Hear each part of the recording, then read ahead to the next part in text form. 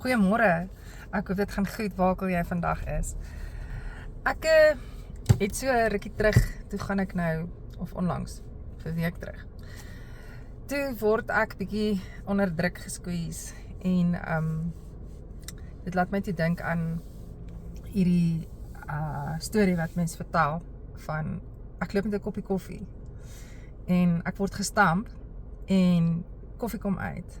So is die probleem dat ek gestamp is. En die antwoord waarvan ek toe nie hou nie, is nee. Dit is koffie het uit my uitgekom, want koffie is wat in die koppie is. En ek dink julle weet, dit gaan eintlik nou nie oor die koffie of wat in die koppie is nie.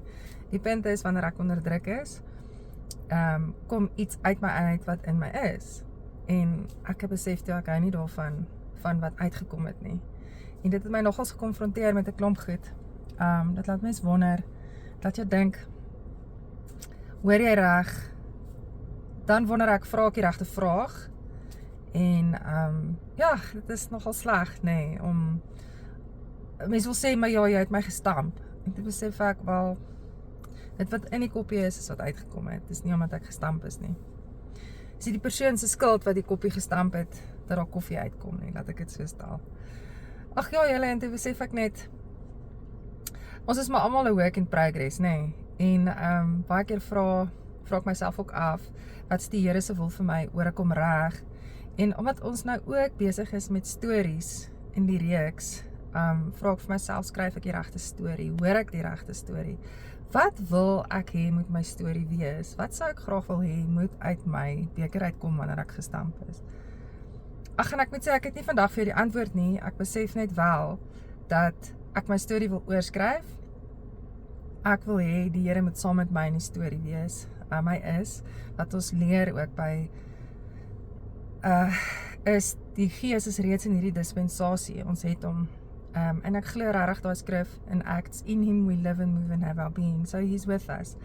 But I didn't like when the coffee came out of my cup. So ja, ek wil jou eintlik encourage.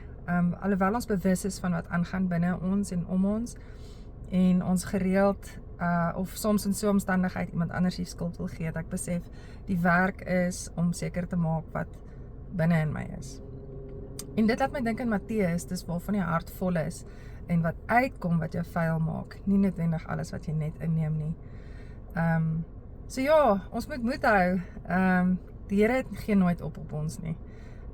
Ons is a constant work in progress, maar vandag nooi ons hom saam met ons in, om ons stories te skryf, en dat ek nie net die stemme in my kop glo, of wat ek om my wil sien, of wat ek voel nie, maar dat ek sy waarheid innooi in my storie in, en as ek dit oor kan doen, hoe sal ek dit doen, en dat ons na hom kyk in dit, en mag jy ook vashou daarin vandag, dat hy is nie klaar geskryf nie, hy is ons outeur, en ons kan saam met hom nuwe inhoud in ons koppies kry, sodat wanneer ons weer gestamp word, ons hou van wat daar uitkom. Dankie tog vir genade en vergifnis vir mekaar ook, maar dit sluit ook in jouself. As jy nie tevrede is vandag met jou keuses en wat jy gedoen het nie, was altyd vars nuwe genade. En op daai noot wil ek sê, hey, 'n blessed dag. Bless vir julle. Bye.